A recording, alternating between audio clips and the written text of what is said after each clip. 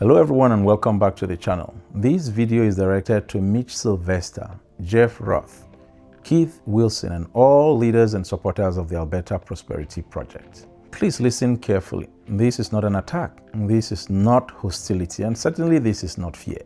This is a moral appeal from people who have lived through empires, colonization, and displacement, and who recognize the warning signs when we see them. I speak as an African Canadian who, like many of you, call Alberta home.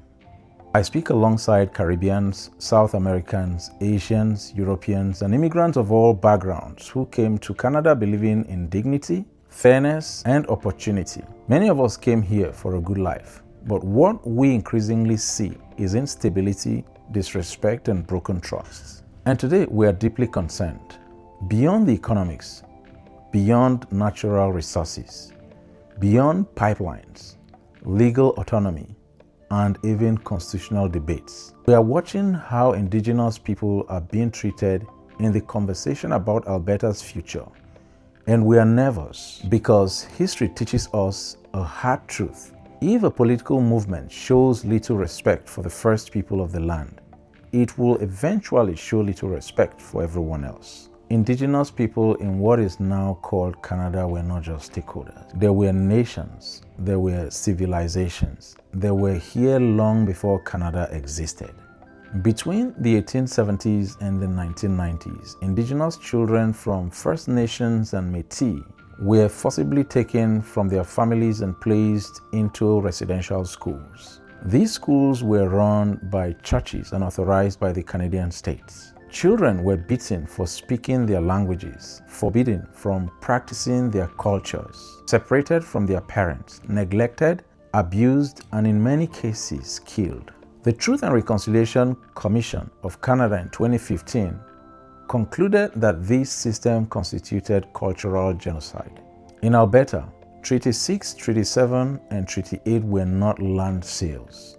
They were nation-to-nation agreements signed between 1876 and 1899, often under pressure, frequently violated, and rarely honored in spirit. These treaties were meant to ensure shared land use, mutual respect, and peaceful coexistence, not erasure. For many of us from Africa, the Caribbean, and South America, this history feels familiar. It mirrors what European powers did in our homelands during the same era. The only difference is geography. That shared trauma is why we cannot stay silent. So here's a concern.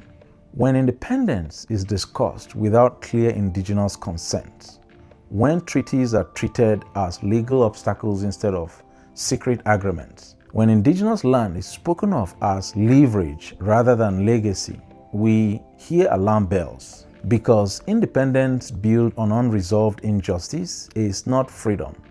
It is repetition. You often speak of culture. So we ask, which culture are we preserving? Indigenous culture, African culture, Asian culture, European settler culture, or a truly shared future? If Indigenous people are sidelined at the foundation of a new state, immigrants, refugees, and minorities will eventually be sidelined too. History is very clear about this. There are also practical fears, real fears. If Alberta separates, what happens to permanent residents, refugees, work permits, and study permit holders? What happens to family reunification and freedom of movement within Canada? For many of us, family matters more than GDP. Culture matters more than oil. Stability matters more than slogans. So this is the appeal.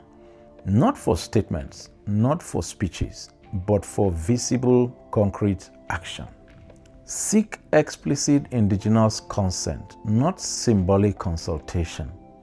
Publicly affirm the sanctity of treaties. Guarantee Indigenous self-governance. Protect immigrant rights, status, and family unity. And build a future that atones rather than erase. We are not asking for a response to this video. We are asking you to act. Respect the land. Respect the people. Respect the pain. Respect the future, because without justice, there can be no independence worth celebrating. Thank you for watching, and I'll see you in the next video.